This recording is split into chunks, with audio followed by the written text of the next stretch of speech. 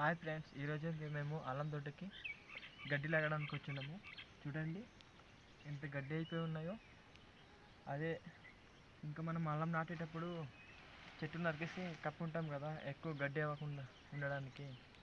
ఇగో ఇవి తీసి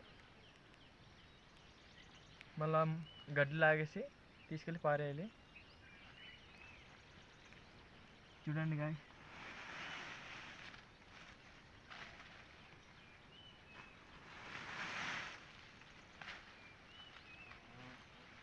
తీసుకెళ్ళి ఇంకా పారేయాలన్నమాట.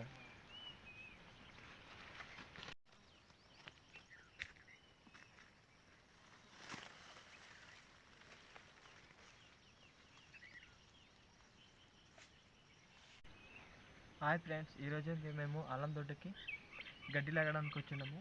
చూడండి ఎంత గడ్డి అయిపోయి ఉన్నాయో. అదే ఇంకా మనం అల్లం నాటేటప్పుడు చెట్టు నరికేసి కప్పుకుంటాం కదా, ఎక్కువ గడ్డి అవ్వకుండా ఉండడానికి. ఇగో ఇవి తీసి మళ్ళా గడ్డి లాగేసి తీసుకెళ్ళి పారేయాలి. చూడండి గాయ్,